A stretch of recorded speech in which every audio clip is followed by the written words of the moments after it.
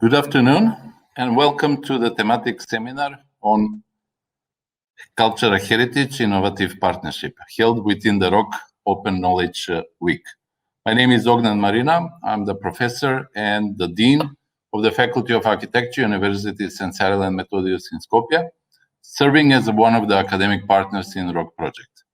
Today, I will be in the role of the moderator of this session of the thematic seminar that have in focus the innovative partnerships in cities and societies driven by cultural heritage.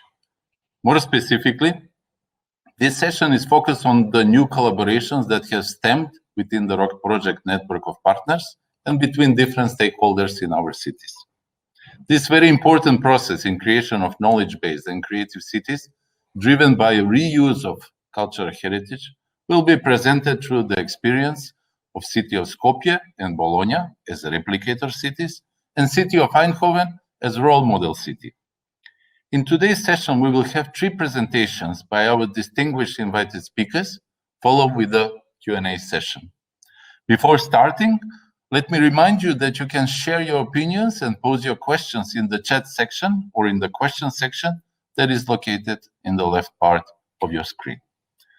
The importance of the innovative partnerships in our cities is confirmed by the fact that today cities are complex, open, and dynamic systems that shaped the multitude of stakeholders and activities, creating new relationships, networks, and products in social, cultural, economic, political, environmental, and many other domains of the cities. Urban context has become a desirable place for many creative actors, organizations, and institutions, mainly due to its openness, serving as a productive context for many new and creative partnerships. Collaborations in cities thrives when there is an openness to embrace new practices and new approaches and even new way of thinking, but also when there are rules and leaders. Urban contexts and cities are the natural environment for the innovative partnerships. The results of these creative collaborations are innovations that are driving the urban development of the society, economy, and culture. Let me try to frame some of the aspects of what are creative collaborations in our cities. Creative collaborations are goal-oriented collaborations intended to produce new and added value products, objects, services, and activities through partnership of various stakeholders and organizations sharing the same objectives or goals. This new and usually innovative partnership enable creation of previously unforeseen and creative results. We can all witness today that creative collaborations through innovative partnership have seen a sharp rise in urban context through fostering transdisciplinary exchange and cross-institutional collaborations. These creative collaborations highly value action-based principles and practices of networking as to bringing together different perspectives. Moreover, these collaborations highly value specificity of the context and can provide access to practical, technical, but also civic and symbolic aspects of people experience in cities, not usually accessed and assessed by mainstream practices and policies. Usually, innovative partnerships in cities enable creative solutions, improving the quality of life, or in other words, the livability of cities, like never before. Some of the measurable aspects affecting livability of cities that can be experienced are found in innovative urban policies, new spatial and cultural practices, digitalization of society, urban mobility, urban ecology, and many others. Hence, understanding such an impact of innovative partnership to the well-being of citizens and cities will enable us to foster and create urban development policies and practices that will ensure the sustainability and resilient cities of the future. In order to challenge the contemporary urban context and to facilitate the awareness and insights that enable an innovative actions of institutions, organizations, and citizens, ROC project explored and engaged several types of innovative partnerships, facilitated through the reuse of cultural heritage in cities. The thematic seminar on cultural heritage innovative partnerships tends exactly that, to provide an insight into the result of the ROC project in the domain of co-creation, facilitation, recognition, and support of innovative partnerships. These are practices and actions based on reusing cultural heritage as a resource and inspiring context of novel and creative urban policies. Today, we will have a great opportunity to listen to city representatives and local stakeholders from the ROC cities of Skopje, Bologna, and Eindhoven, discussing the experience and practice of building multi-stakeholder partnership for cultural heritage valorization. The questions, among many others, that we will try to raise today are focused on the motivation of cities, but also motivation of citizens to build new and cultural heritage-led innovative partnerships between institutions, citizens, civic organization and civic society, and creative and cultural industries. But also the goals and objectives and the results and benefits of the creative collaborations among these various stakeholders in cities. Finally, the lessons learned or what we can do differently or better next time or in other cities in order to make our cities better. So without further ado, I would like to present our first speaker today. Mr. Toni Masevski is a business professional advisor in developing organizations. He currently advises the mayor of the city of Skopje for strategy and development and runs several key development projects with a key focus on the digital city project. He will present the innovative partnership with creative and culture industries in the city of Skopje. So, Toni, the floor is yours. Thank you, Ognan. Hello, everyone. As Ognan mentioned briefly, I come from the city of Skopje, and in the project ROC, my role was project manager for the city of Skopje. Today, I will be talking about the innovative partnerships with the creative industries that we managed to organize as a result from the project ROC. So let me first give you a glance of the demonstration area, the Skopje Old Bazaar. Skopje Old Bazaar is a place, it's an old core of the city of Skopje that comes back early in the 12th century. And these are the oldest records of the center of the city. And in that time, and even today, it is a symbol of a place of exchange of commerce, of ideas, of where people meet with from different cultures and from different cultural and social background. So basically, it's a place where we see the life of the city.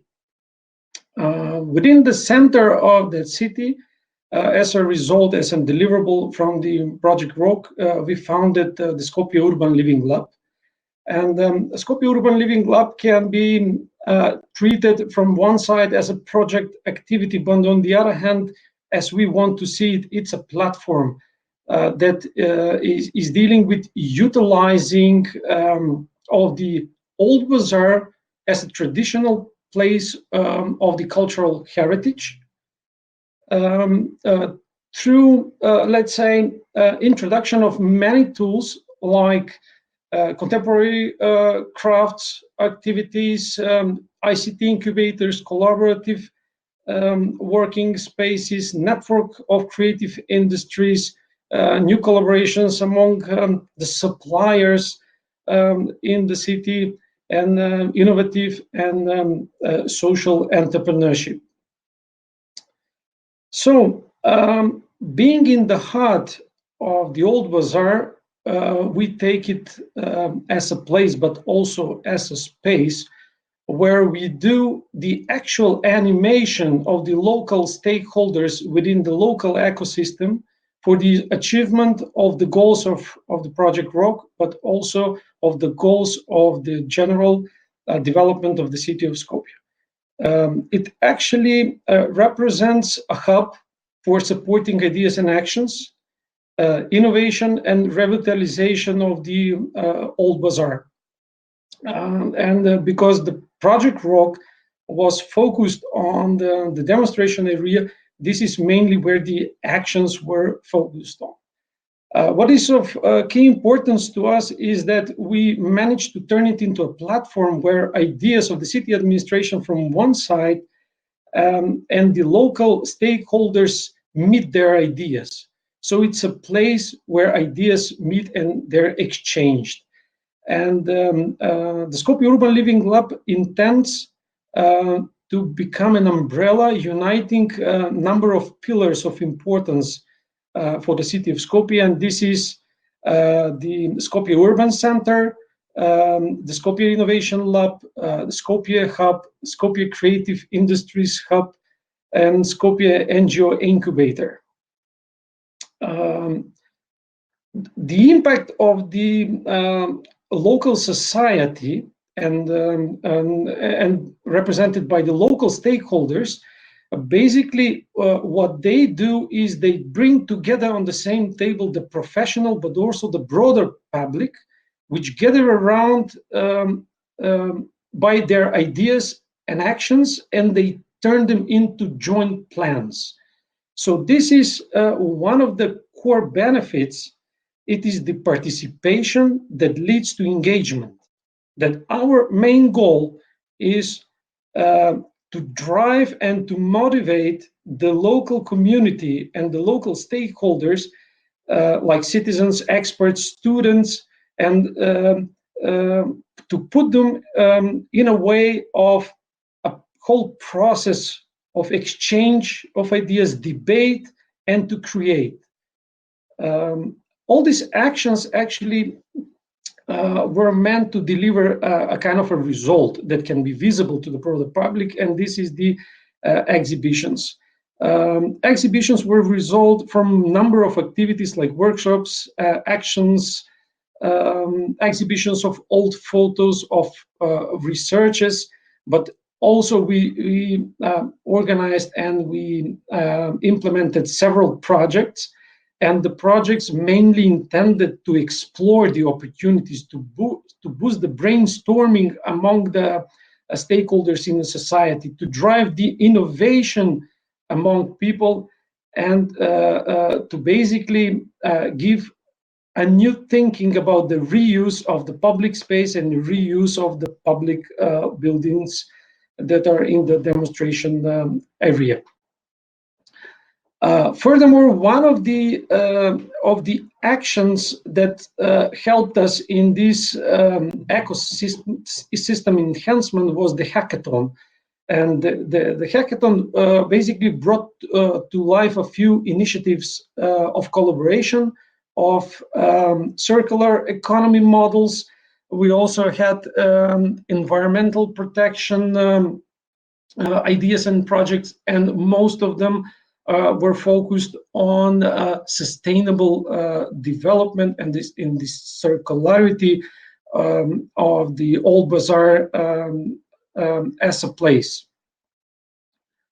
The city branding seminar was in one moment as a wrap-up of those ideas that were basically like a huge pool of ideas, and throughout this collaborative cooperation among the stakeholders and the partners inside, we managed to explore a number of values that the city of Skopje has.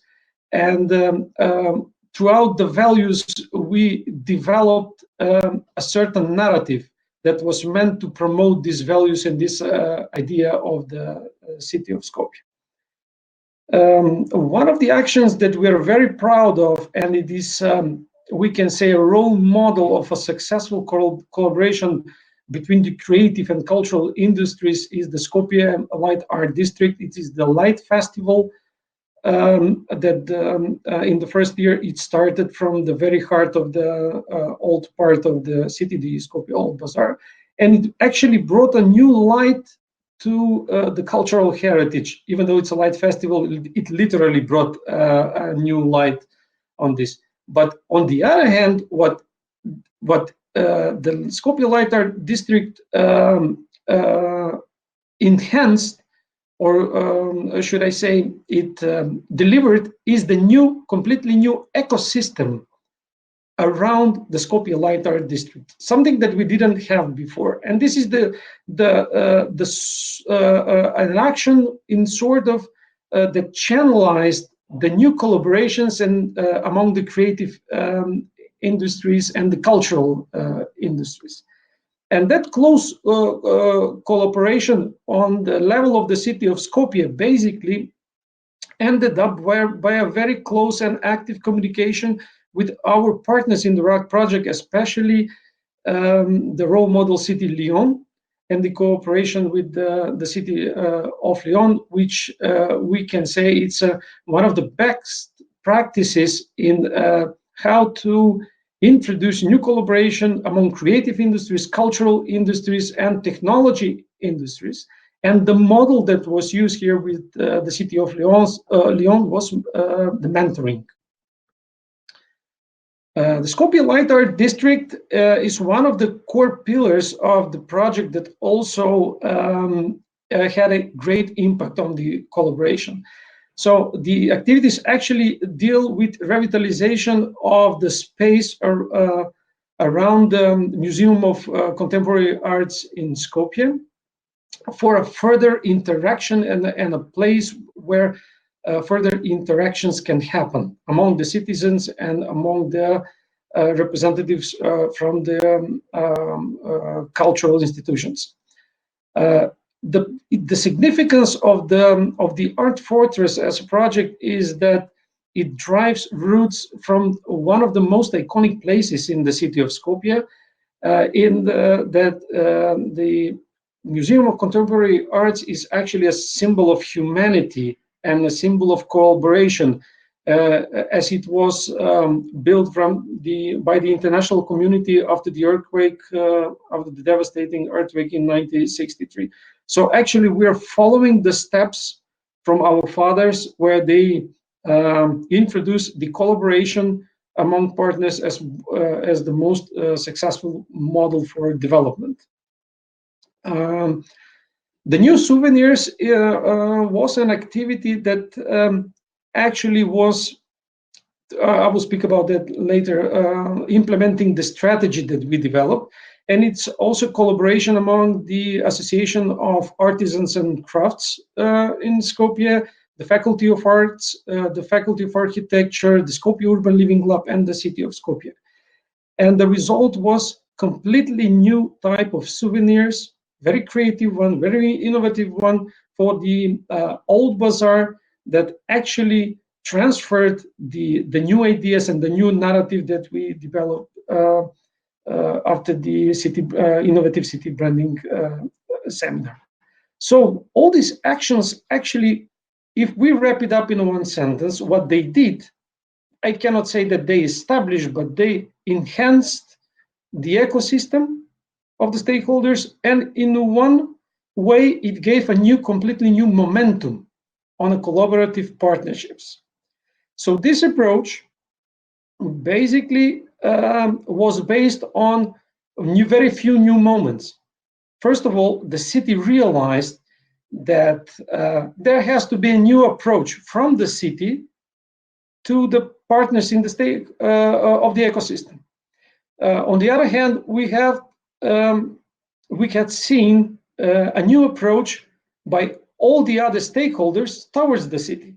So the result was a very new approach, very new and very fresh approach among the artists, citizens, institutions, and in general, the tangible cultural heritage.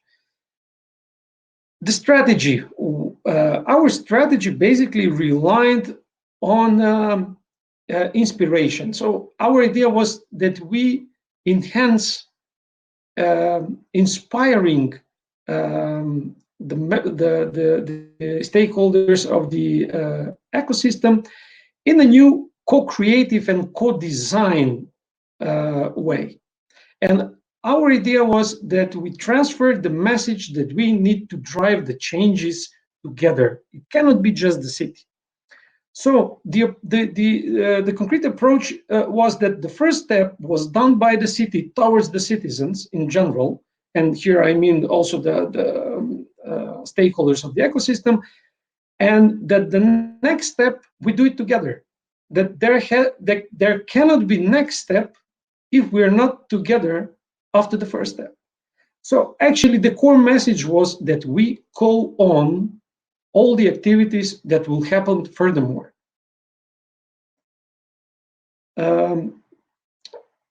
The approach was that we, in the first step, city to the citizens, we demonstrate a good practice, particularly whereas some of the partners, and as we have here, Marianne from Eindhoven, I would mention the good practice that Eindhoven helped us demonstrate to the members of the stakeholders of the ecosystem.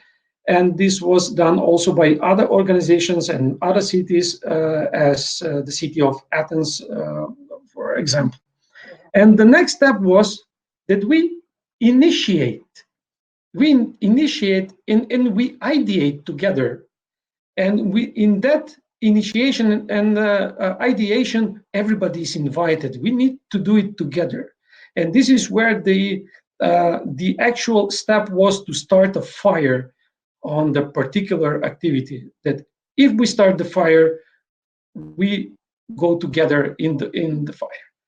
But we don't leave anybody alone. And that was the core message transferred by the city of Skopje, and that was that in every single step there can and there will be support from the city by a variety of tools and forms.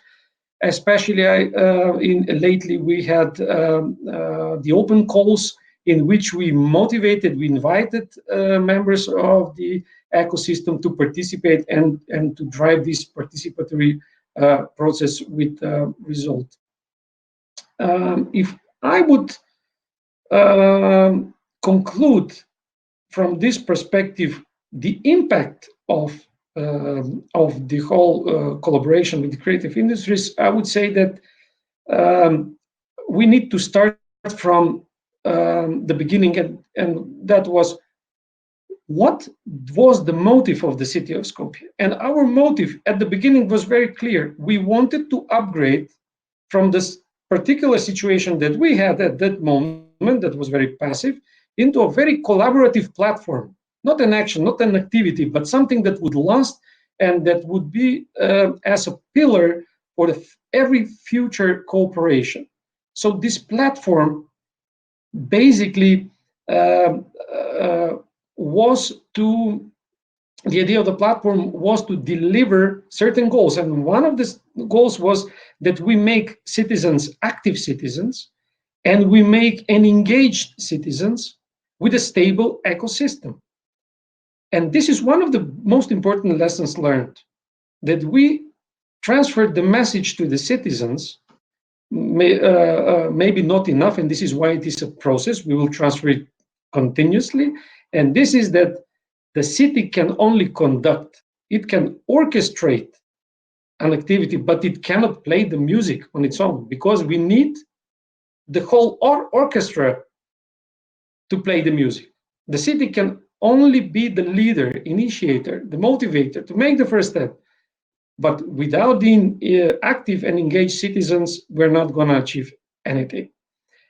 And if I have to emphasize what is that we can offer as a city that used a lot of support from the other partners, what we can furthermore offer as a support to other partners and activities, and what can be replicated, I would say that the model of cooperative mentoring among the partners and among the city and the other cities on the other hand, as we as a beneficiary, and also the creative industries on the other hand, in the relations between the city and the collaborative industries, is that the mentoring as a tool and as a system can and should be enhanced and used much more than it is now.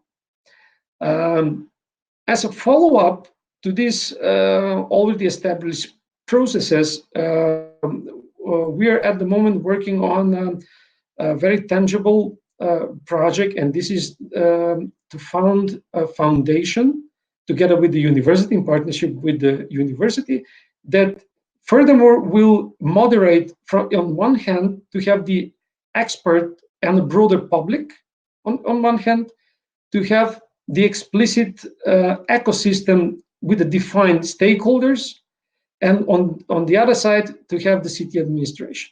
And our role, the role of the foundation, gathering all these pillars inside, would be, as I said before, to conduct or to orchestrate the cooperation inside. That we basically care about the fire to be regularly burning, not to leave the fire going down. So with this sentence, I think I would stop here, and in the panel we can exchange more ideas. So thank you very much for your attention. I will be still here, and feel free to address me any questions. Thank you, and I give the floor back to Ognen. Thank you, Toni. As mentioned, we will afterwards have, after all the three presentations, we will have the possibility to discuss and to pose some questions. Let me remind you that the audience can pose your questions and your comments in the chat section. Our second speaker today is Mrs.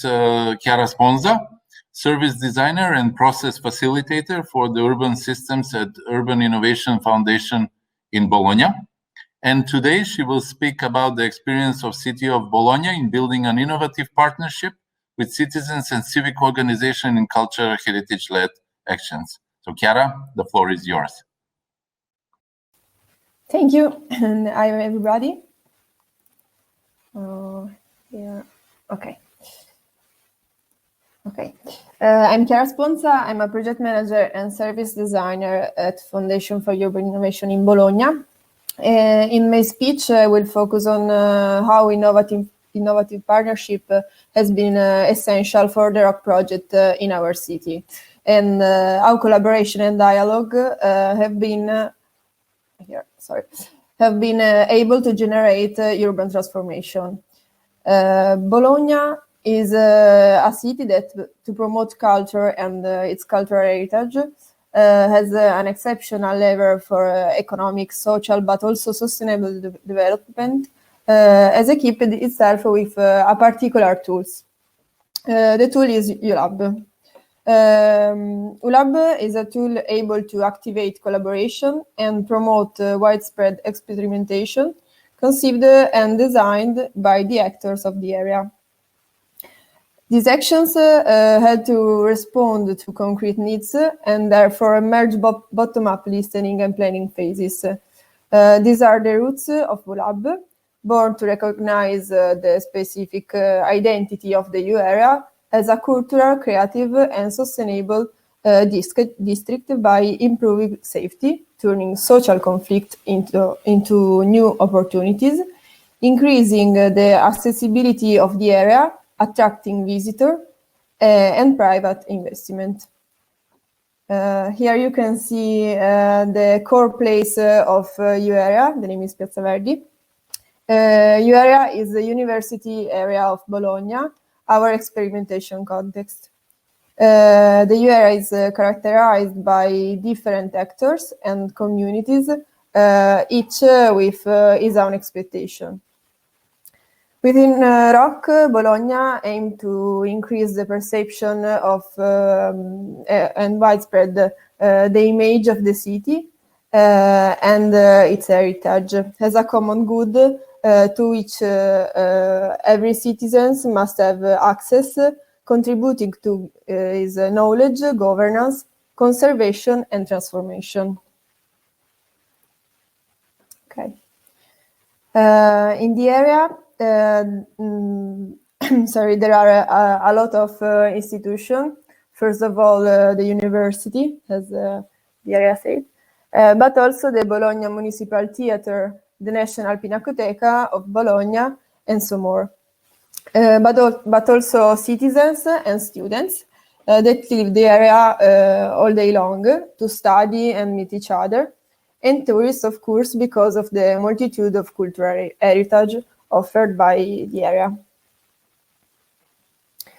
This scenery is made by the stakeholders net of the area, but at the same time by its own resources, because they know who know better how to manage a space, a relationship than those who live the area every day. No, sorry. Okay. So the main ULab goal was to create this network in order to design a more accessible, sustainable and collaborative area. You need to design specific solution to respond to its specific needs. At the end of 2017, through ULab, Bologna launched a season of observation, conception and co-production involving to the direct protagonist. So the one I said before, students, institution, residents, representative of the business sector, and specific association. The Living Lab action started with a mapping of the local stakeholder, then to experiment direct actions and events in the area, but also to create new uses. ULab launched an open call for proposal targeting association, collective of citizens, informal groups, and so on, to propose activities, initiatives, and events in the area. The call received 47 proposals. The 16 winners animated the cultural and public spaces for 60 experimental events in the spring and summer of 2018. In the first month of 2018, a series of public meetings and workshops with stakeholders or representative of the territory have been held to to the dialogue between different communities and highlight the necessities and perception of the area.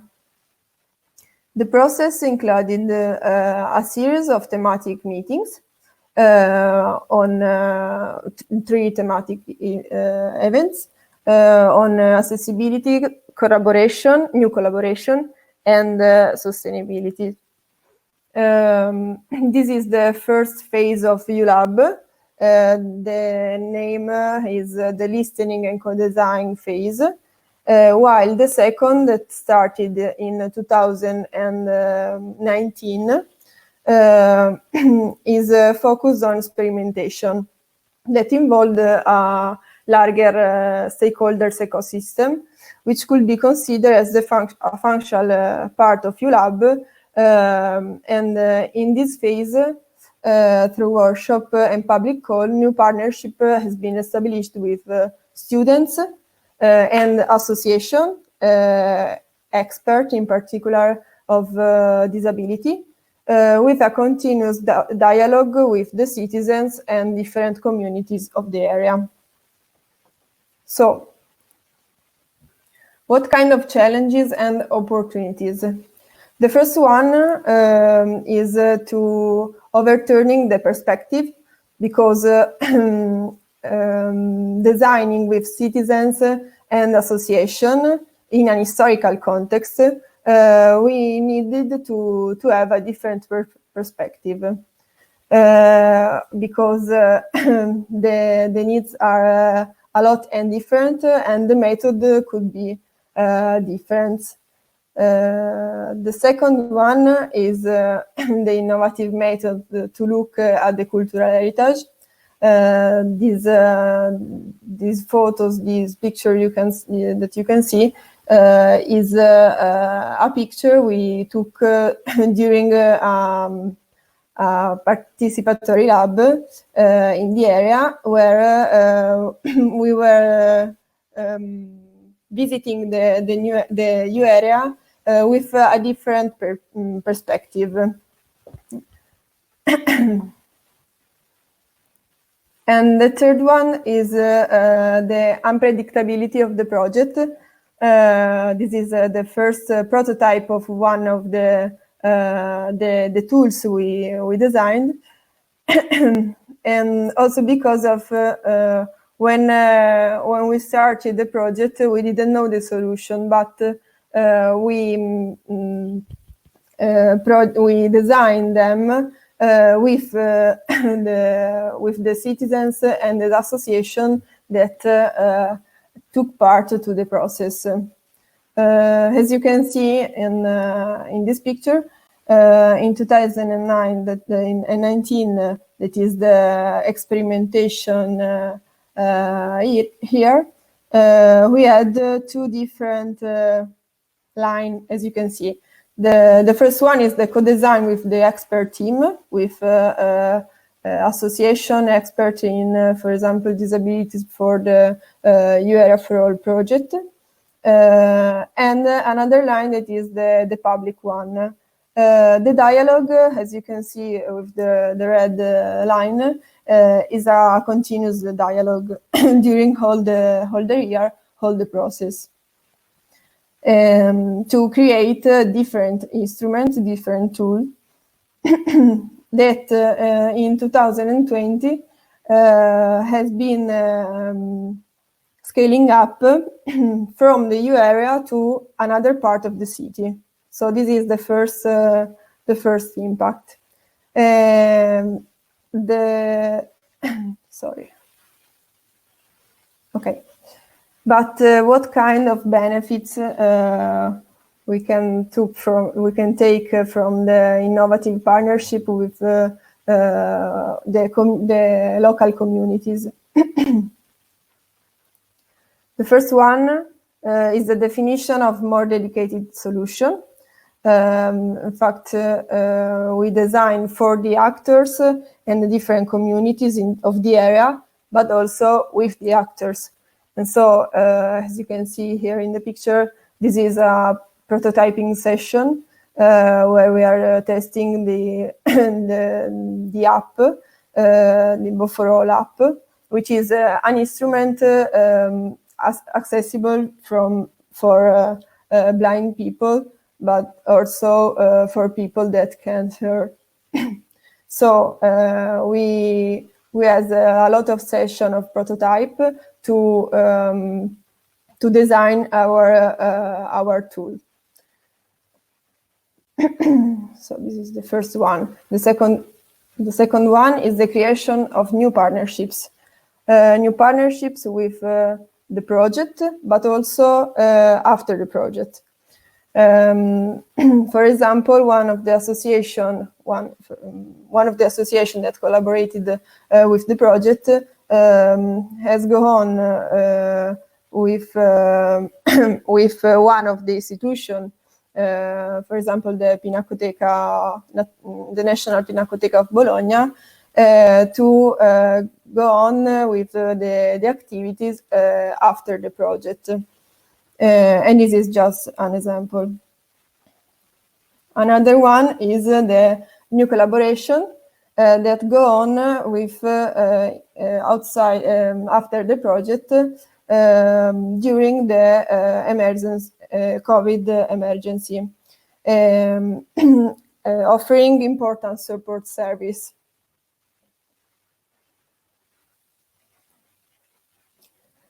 The last one is to boosting performances with stakeholders design experiments, because here you can see two different pictures that are both a second phases of the experimentation we took during the rock project. So this is one of the square of the area where we had an experimentation designed by the students of the University of Bologna, which is one of the most important collaboration we had during the project, that took a new idea of the square. because the square before was a parking, and now is a garden, a new space for the meeting of people, a new space for society.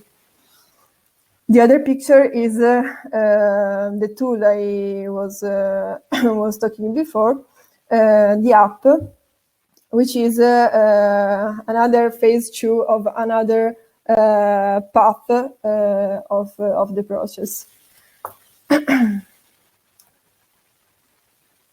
Then what about the replicability?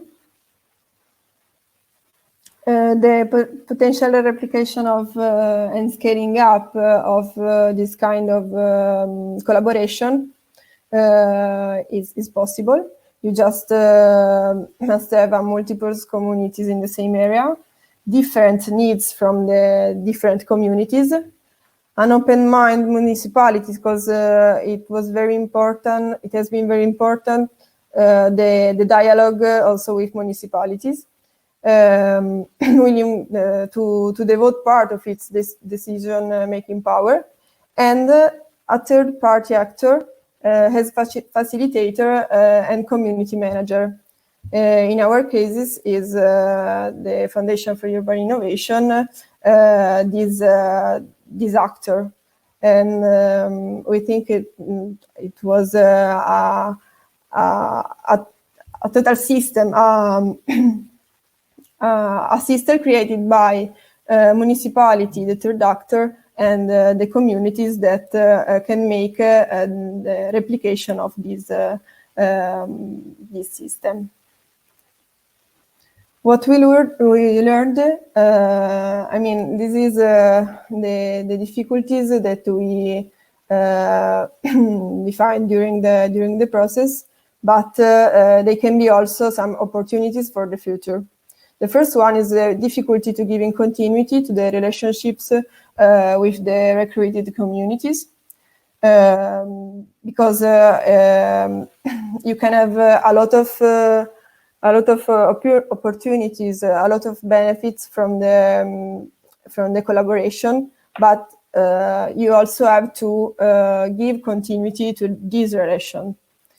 The second one is the difficulty in creating dialogue between communities and institutions, because are two kind of factor really different, but if you can find the key to create this dialogue, I mean, this is the project, the project.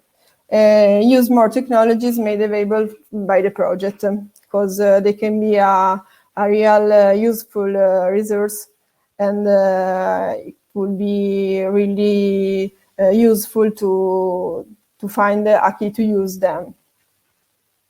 So I finished. Thank you, and Ogden. Okay, see you. Thank you, Chiara, very much for your presentation. Our third speaker today is Mrs. Marianne Willemsen van Noppen from the city of Eindhoven. She is a project manager at the municipality of Eindhoven and works on innovative projects in the city. She will share the experience of Eindhoven in building innovative partnership among institutions. So Marianne, the floor is yours. So thank you, Ogden, and good afternoon to everybody. My name is Marianne Willemsen, and I'm a project manager of the municipality of Eindhoven. And thank you for inviting me. And I want to share with you information about innovative partnerships in the city of Eindhoven. Can I have the next slide, please? During my preparation of the presentation, I discovered that new partnerships seems to start in times of crisis. As mentioned in my Eindhoven City Talk presentation on Wednesday, the outsourcing of jobs in the 90s was the start of the triple helix cooperation in which governments, companies, and knowledge institutes started to work together. Erika, in her presentation, also mentioned that in the city of Torino, They had the same difficulties as we had in Eindhoven, and we came to comparable solutions at the same time. In 2008, the financial crisis led to the temporary use of buildings by artists and creative industries and formed the base of the quadruple helix. In this partnership, also citizens and other stakeholders were added to participate in urban renewal process. During the ROC Knowledge Week, multiple examples of this participatorial approach were presented. In the pandemic crisis we are in right now, I'm wondering what the next step of innovative partnerships will be. The keynote interview with Lia Gilardi yesterday was very inspiring for me, and also her analysis of soft and hardware in the city. So in my opinion, the next step in partnership will be pentahelix. And I think in this new helix, it will contain much more soft values than before. At the end of my presentation, I will come back to this. Next slide, please. Can I have the next one?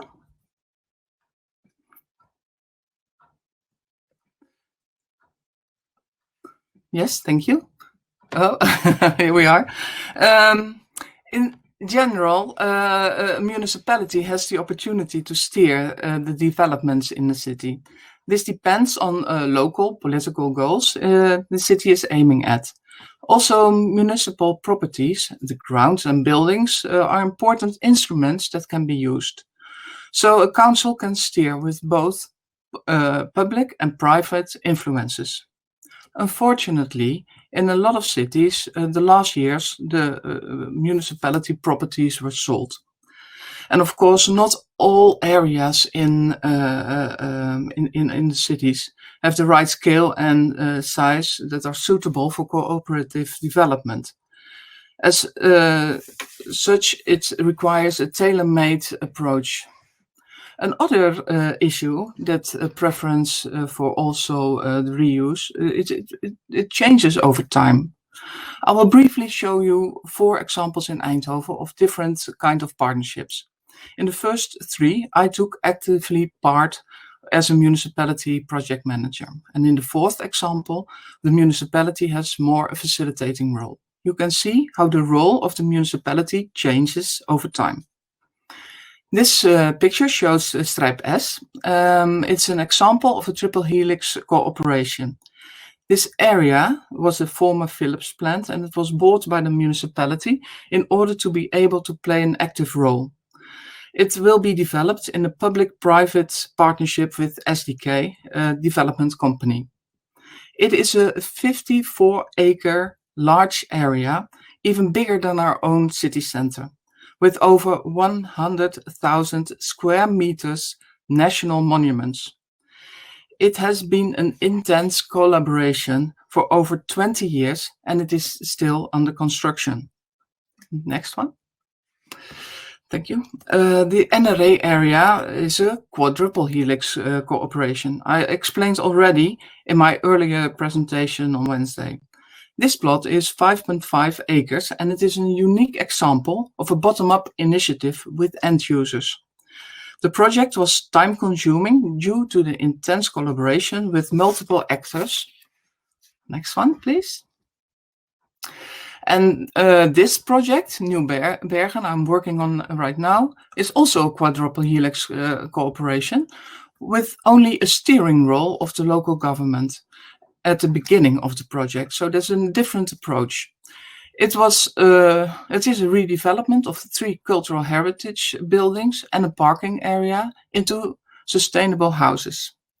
This project started with a tender competition in which the municipality formulated upfront her ambitions, like an inclusive neighborhood, energy neutral, intense participation, adding green areas, etc.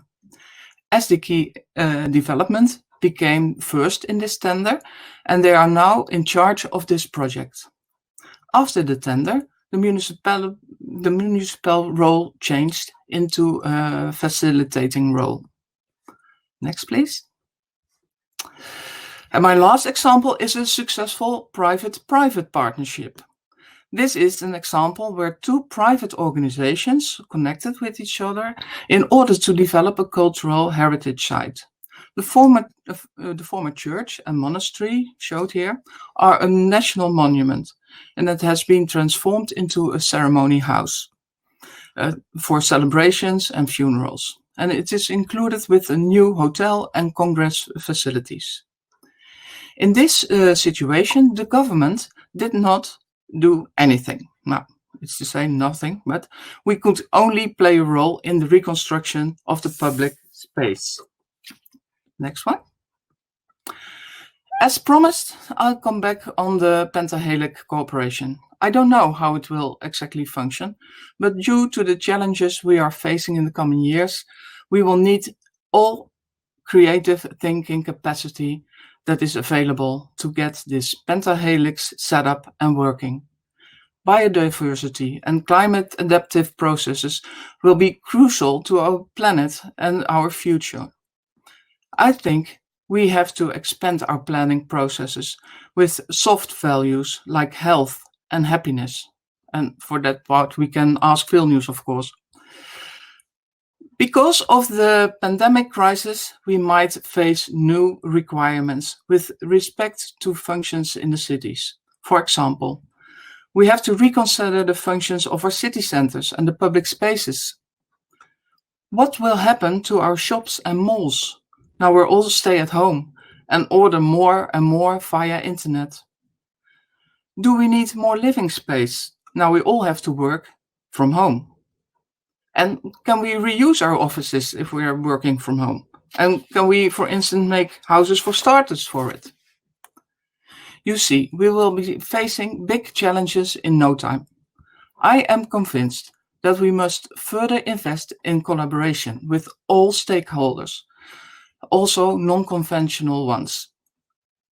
We have to combine, use and share all our brain power on a local, national and international level.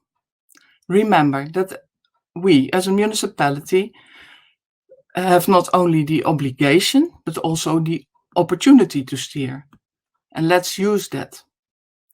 ROC gave us the opportunity to start with sharing knowledge and learning from each other's best practices.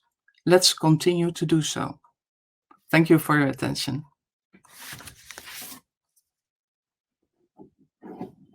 Thank you, Marianne, for this really inspiring words of your experience in Eindhoven. I'm sure it will serve as an inspiration for many other stakeholders and future partners. So now I would like to invite Dr. Catherine Cullen, member of the ROC Multi-Actor Board.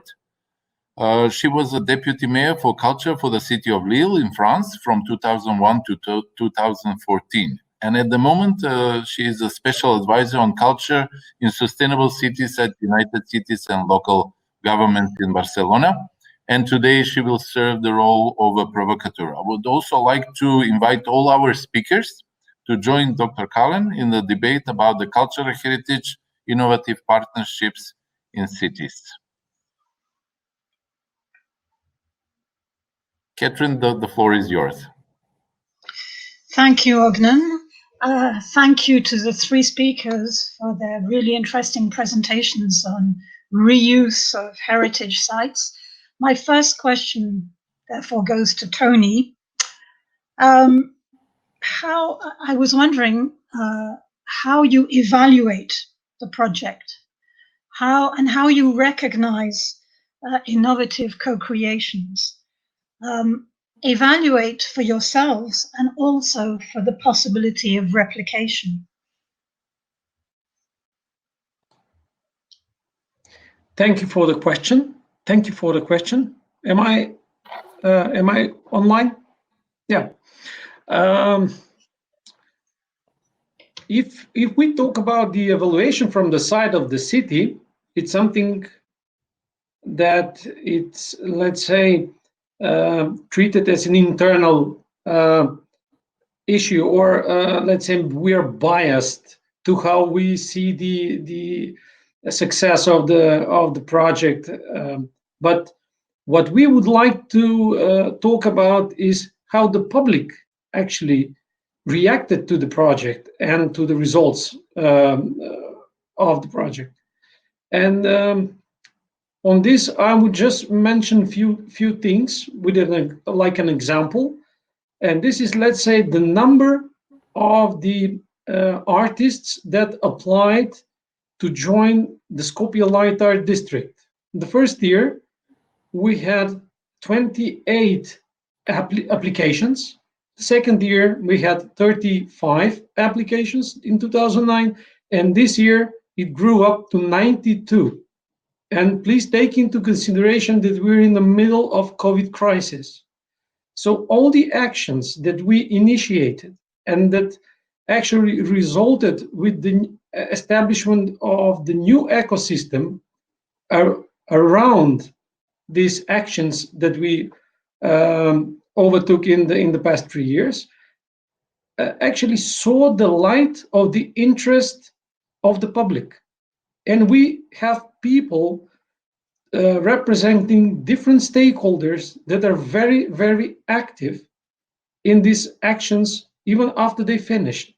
For example, in the Skopje Urban Living Lab, the office of the Skopje Urban Living Lab, as I mentioned, it is in the actual heart of the old town.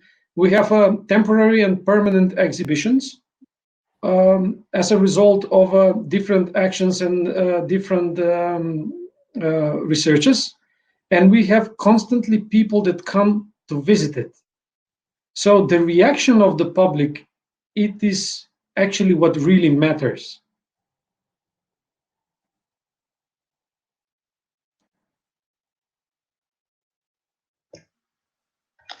Thank you.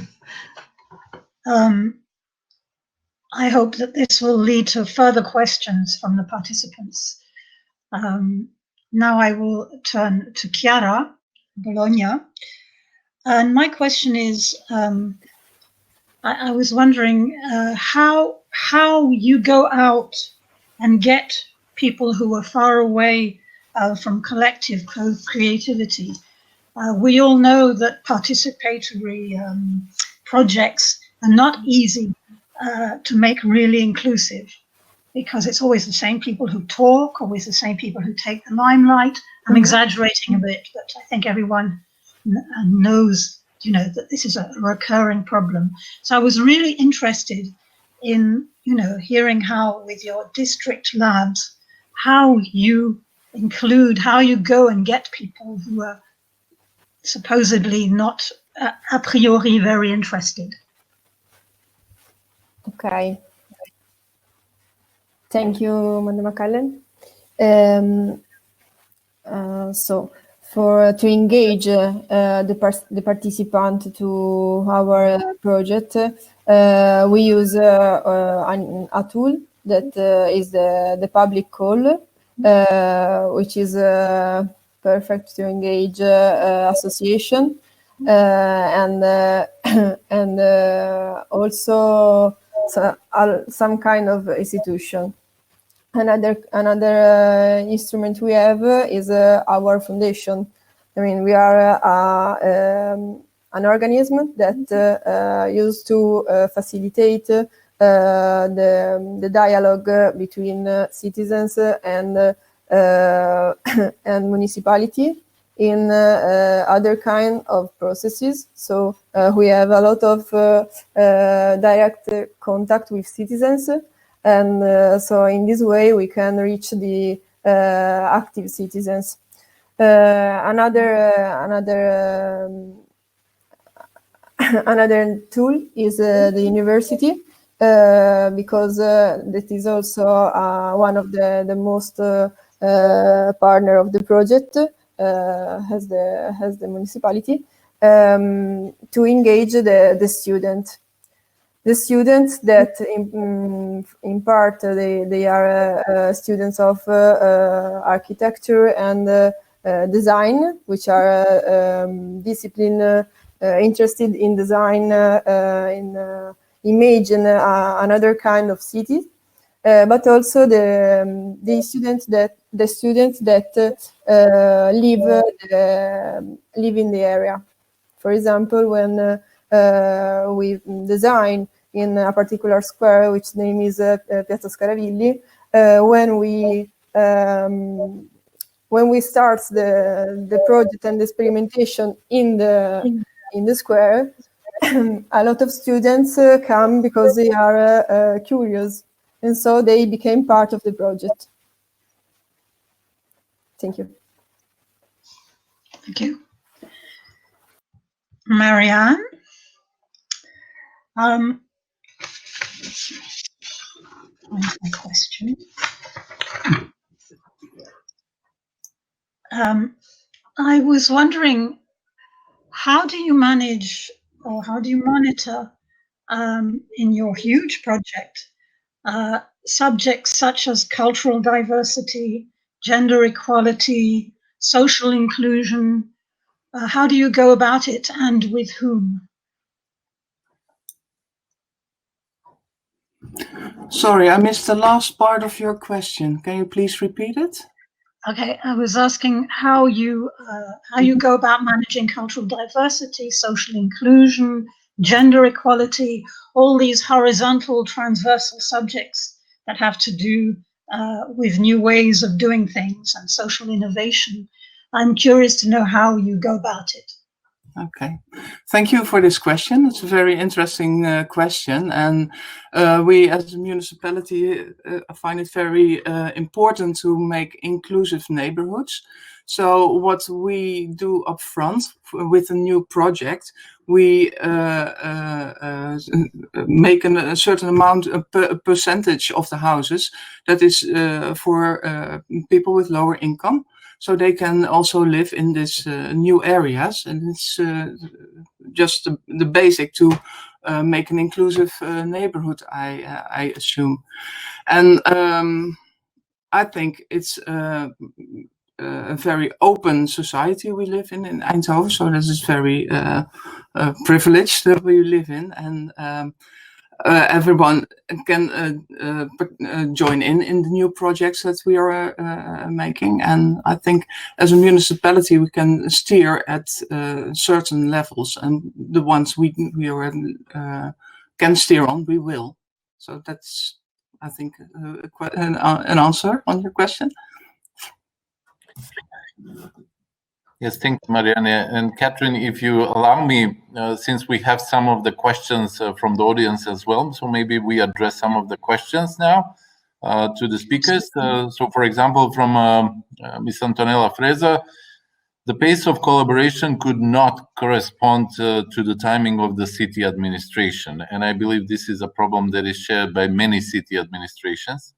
So her question is, how can different paces between different stakeholders, and especially between institutions and the citizens or organizations, can become more synchronous, or how we can coordinate the pace of the transformation led by the city administration, having in mind that at least every 4 years we have a change in the city government, and the goals, the visions, and the pace of the transformation processes. So this, I believe this question goes to everybody, but let's start with Toni. Thank you, Ogden. It's a very interesting question. It's an issue actually that we were facing with through the whole 3 years time implementing the project Rock in Skopje, as well as other projects in the city of Skopje.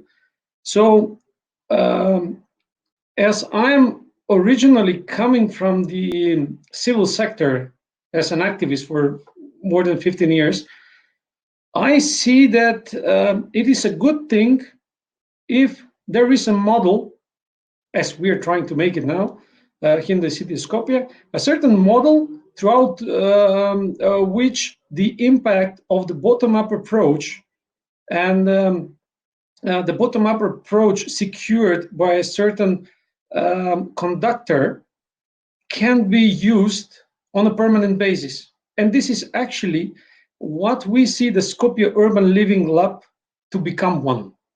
And as I mentioned in my presentation, and as you are aware of, Ognen, because you're part of the whole process also, we intend to found the foundation in which all the pillars will be covered, and all those pillars will actually animate the ecosystem and secure that the activism inside will be followed by the city.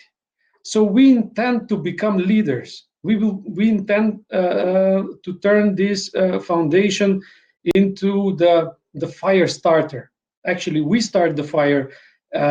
We motivate. We enhance the activities and the actions in the city, and we get on board the city of Skopje to follow these actions, because this way we will overcome the huge, massive organism that the city administration has. And this is a completely new momentum that is accepted and understood by the city authorities at this moment. Thank you. Thank you. Marianne, you were speaking about from triple helix to pentahelix, how this complex structure now coordinates or combines or contribute to the joint effort in creating new innovative partnerships, but also achieving the goals and objectives of this partnership. Yeah, that's a very interesting question, Ognen. Thank you. My idea of the pentahelix was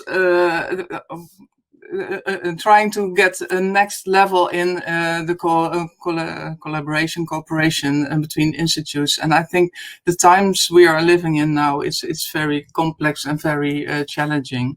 So that's why I introduced this part of the pentahelix. But I think it is more important to focus on soft values like people's health. We're all aware of it now, and how it influences our city center and how it will change within no time. So I think there will be big challenges ahead. And as a municipality, we don't have all the answers ourselves. So that's why we want to collaborate with, for example, creative people who have a completely different point of view than we have. I think Toni mentioned already the design thinking process. This is one of the processes that can be used to make new ideas pop up. But I think we as a municipality have to broaden our scope. So that's the main point of view behind my presentation. So, Katrin, if you allow me another question from the audience, from Ms. Mafalda Nunez. I assume you have found many competing interests between different stakeholders. What ways have you found to combine, articulate these different visions and needs, and to include them in your cultural heritage regeneration action? So, Chiara, this might be a perfect question for you, please.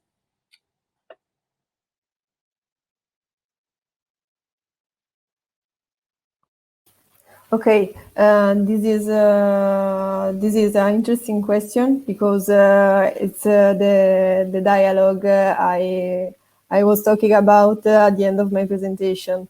The dialogue between citizens and institutions, for example. This is a question of co-design, a question of how you manage the co-design. You need to have both the part present in the same co-design session to make a dialogue, an interesting dialogue, where also institutions have to reach the citizens' need. So this can be to create the moment for dialogue and for make a new collaboration between institution and citizens. And also you can put the accent on the association, which are a third part of this system of stakeholder. So they can be a sort of third part. Okay, thank you. Yes, the experience shared by the three presenters about coming from the three different cities really stemmed the interest of the audience, and especially about the experience and some of the approaches of how to once establish the stakeholders ecosystem in all these innovative partnerships and creative collaborations. But the question that has been also posed is what are the long-term strategies, methods, and platforms to keep everybody aboard and not just in an activity-based way? So, Toni, what are the plans in Skopje? So I would try to brutalize the answer to only one sentence, and this is co-ownership. The success is that we transfer the message and persuade the stakeholders in the ecosystem that they're part of the idea, but also part of the implementation of the idea.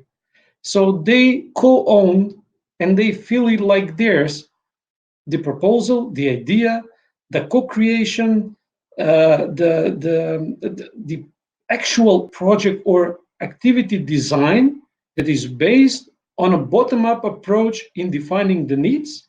And if they're part of that process, they will co-own, they will feel like it's theirs, and they will be committed for the implementation because, yes, you are growing your own baby.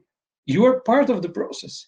If you leave at least some of the stakeholders of the ecosystem aside, then you won't have the complete orchestra. You will have some of the instruments missing.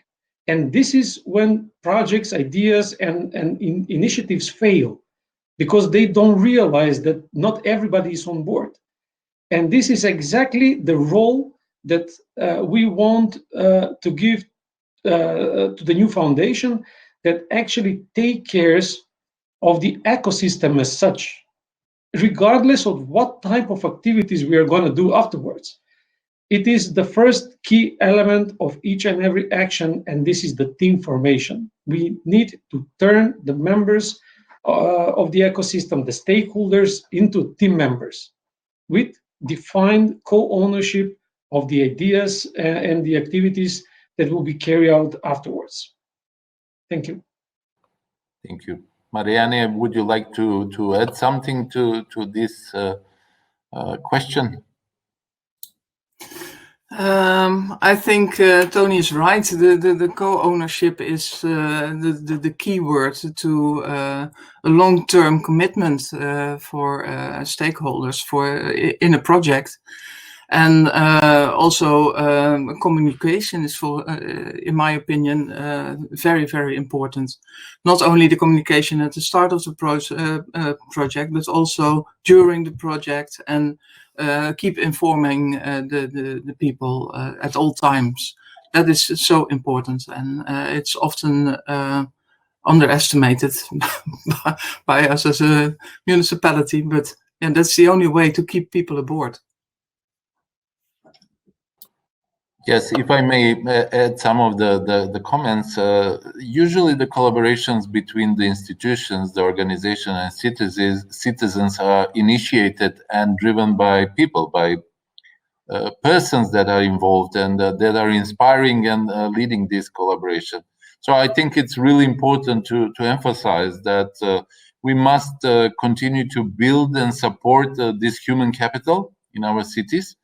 especially the creative individuals, and to provide a sort of a systematic approach, because we are usually talking about the platforms for collaboration, or the models, the methods of collaboration that should enable institutions and organizations to come up with the partnership.